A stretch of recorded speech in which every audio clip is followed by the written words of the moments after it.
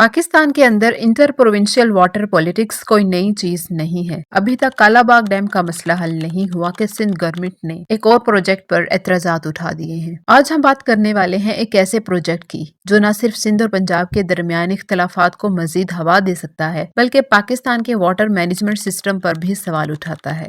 ये है Cholistan canal project, जिसको लेकर Sindh government and civil society खुल के प्रोटेस्ट कर रही है। एक वो वक्त था जब चोलिस्तान सिर्फ बंजर जमीन का एक बड़ा हिस्सा था, जहां बस रेगिस्तान की खामोशियां थी और दूर दूर तक सिर्फ सूखी जमीन ही नजर आती थी। मगर अब उसी रेगिस्तान में हुकूमत पाकिस्तान ने एक केनाल प्रोजेक्ट स्टार्ट कर दिया है। Cholistan canal project just infrastructure का प्रोजेक्ट नहीं है, बल्कि ये ग्रीन पाकिस्तान इनिशिएटिव का हिस्सा है जो पंजाब और पूरे चोलिस्तान के सोशो इकोनॉमिक लैंडस्केप को बदल सकता है। Federal government, Punjab irrigation department, special investment facilitation council and Punjab board of revenue मिल के इस प्रोजेक्ट को आगे बढ़ा रहे हैं। इस एम्बिशियस प्रोजेक्ट का मकसद चोलिस्तान की एरिड और सेमी एरिड जमीन को एफिशिएंट इरिगेशन इंफ्रास्ट्रक्चर और वाटर मैनेजमेंट के जरिए फर्टाइल एग्रीकल्चर एरिया में तब्दील किया जाएगा। ऐसे एरिया जो पहले फार्मिंग के लिए अनसूटेबल थे, उनको एग्रीकल्चर के लिए मौजू बनाया जाएगा। इससे न सिर्फ फार्मिंग के लिए नए मौके पैदा होंगे बल्कि एम्प्लॉयमेंट और रिलेटेड इकोनॉमिक एक्टिविटीज भी बढ़ेंगी। चोलिस्तान केनाल का मकसद राय सतलुज पर वाक़या सुलेमान की बैराज से फोर्ट अब्बास तक 4120 क्यूसिक पानी ट्रांसपोर्ट करना है, जो कि तकरीबन 176 किलोमीटर की फासले पर वाक़या है। ये केनाल मारुट केनाल को फीड करेगी, जिसके थ्रू चोलिस्तान की 4,52,000 बैरन लैंड को सैराब किया जाएगा। ये जस्ट पहला फेज है, जबकि इसके सेकंड फेज में 7,44,000 एकड़ एरिया को कवर करने का प्लान है। इस मल्टी प्रोंग प्रोजेक्ट के लिए 211 बिलियन रुपए की मंजूरी दे दी गई है। इस प्रोजेक्ट का first phase recently central development working party यानी कि CDWP ने पास किया था, लेकिन ये सिंध गवर्नमेंट के ऑब्जेक्शंस को कम्प्लीटली इग्नोर करके किया गया। सिंध गवर्नमेंट का कहना है कि जब तक काउंसिल ऑफ कॉमन इंटरेस्ट कोई फैसला नहीं करती, तब तक सेंट्रल डेवलपमेंट वर्किंग पार्टी को इस प्रोजेक्ट पर आगे नहीं बढ़ना चाहिए। लेकिन इसके बावजूद प्रोजेक्ट को executive committee of the national economic council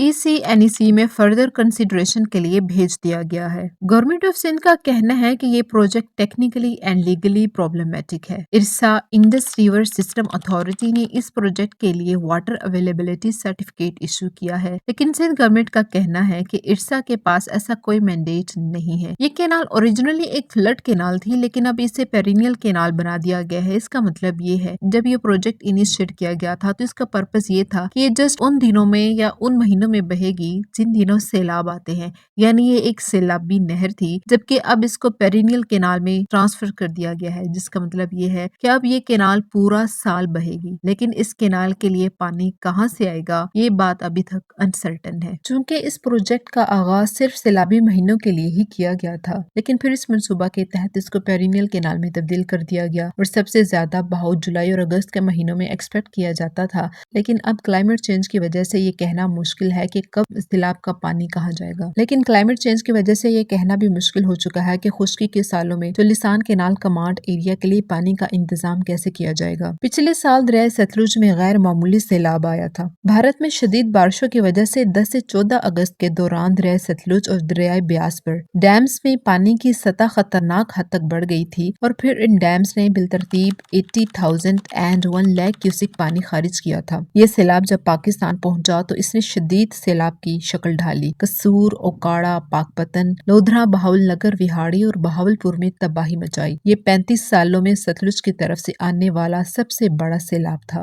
35 सालों में एक बार आने वाले ऐसे बड़े सैलाब को फिर सैलाबी केनाल की फिजिबिलिटी की वजह बनाना दानिशमंदाना है या नहीं, इसका फैसला आप करेंगे। अब इस नहर के लिए सारा साल पानी का इंतजाम कहां से किया जाएगा? चूँकि इंटर प्रोविजनल वाटर अकॉर्ड में चोलिस्तान केनाल के लिए पानी का कोई हिस्सा मुख्तस नहीं किया गया था, इसलिए पंजाब के लिए ये चांसेस नजर आते हैं कि वो गैर सैलाबी महीनों में अपने अलॉटेड पानी का कुछ हिस्सा इस केनाल को फ्राहम करे। ताहम ऐसी सूरत हाल में पंजाब के अपने लोअर रैपिडियन को पानी की कमी का सामना करना पड़ सकता है। ऐसी सूरत हाल में प्लानिंग कमीशन ने पंजाब हुकूमत से मौजूदा केनाल अलॉटमेंट में एडजस्टमेंट के बारे में तफसीलात तलब की हैं, ताकि नए केनाल सिस्टम के लिए पानी के इंतजाम किए जा सके। रिसेंट क्लाइमेट चेंज को देखते हुए इस वक्त हमारे ईस्टर्न रिवर्स जैसे कि सतलुज, रावी और ब्यास में पानी का फ्लो ड्रामेटिकली कम हो चुका है। 1976 से 1998 में इन रिवर्स का एवरेज फ्लो 9.35 मिलियन एकड़ फीट था, जो कि 1999 से 2022 में गिरकर 2.96 मिलियन एकड़ फीट रह चुका है। इस डिक्लाइनिंग फ्लो के रिजल्ट्स हमें इंडस डेल्टा पर ऑलरेडी देखने को मिल चुके हैं, जहां पर सिल्टिंग होने की वजह से इकोलॉजी को बहुत नुकसान पहुंचा है। वर्ल्ड बैंक की एक रिपोर्ट के मुताबिक climate change and melting glaciers की वजह से फ्यूचर में इंडर बेसिन का फ्लो 30 to 40% मजीद कम हो सकता है।